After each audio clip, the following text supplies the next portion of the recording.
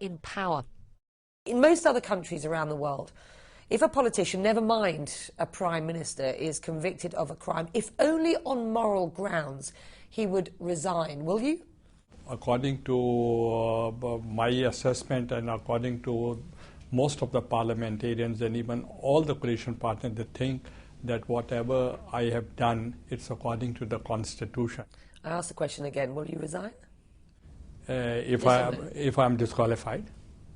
If I'm disqualified, notified by the Speaker, yes, I have to. Who is running the country in your absence? In fact, according to the Constitution in my country, I have a cabinet and everybody is working under the Prime Minister. I ask about who's running the country because it is important to the likes of, for example, Hillary Clinton, that they know that somebody is in charge. Clinton has said that Pakistan needs to do more to fight global terrorism. To quote her, she said, "We look to the government to do more. We need to make sure its territory is not being used as a launching pad for terrorist attacks anywhere."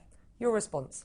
We had excellent cooperation in the intelligence and with the ISI and the CIA, and all high-value targets in the world of Al-Qaeda, they have been achieved through the cooperation of CIA and ISI. She says the Al-Qaeda chief is in Pakistan, is he? I'm coming to this point. And when we have achieved all high-value targets jointly, if there is any credible or actionable information, please share with us. Why haven't you arrested Hafiz Saeed, thought to be the mastermind behind the attacks in Mumbai in 2008? We are waiting for some concrete sort of information and evidence. The states seem to believe that there is enough evidence to suggest that the Al-Qaeda leader is in Pakistan. Look me in the eye and tell me what more you need. If there is any credible, actionable information, please share with us, because we are already working with you. My ISI is working with CIA. What else do you want? Quite frankly, the CIA don't trust the ISI anymore. That's a trust deficit from both sides. That's not the case of United States alone. This is also from Pakistan as well. There was a trust deficit on both sides, the CIA and the ISI. No, that's a trust deficit between both the countries, between both the governments. That is the reason we are want to work for a new terms of engagement and cooperation with the United States.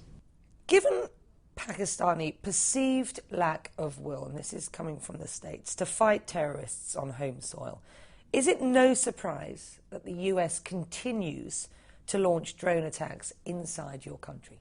We always take drones as counterproductive, and it's not lawful. So what do you say to Hillary Clinton when you hear her line, "We look to the government to do more"? What are you doing? I think now it's a time that they should do more.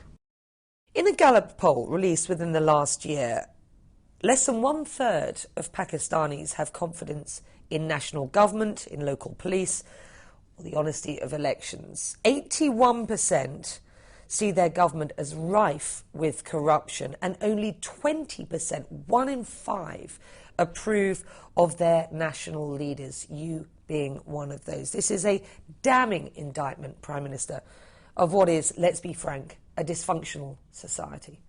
Either you say democracy or you should say dictatorship. And if you want to go for a democracy, then you have to respect the will of the people. 1/3 of Pakistanis want to leave the country. That's what the latest Gallup poll says. And why don't they leave then? Who is stopping them?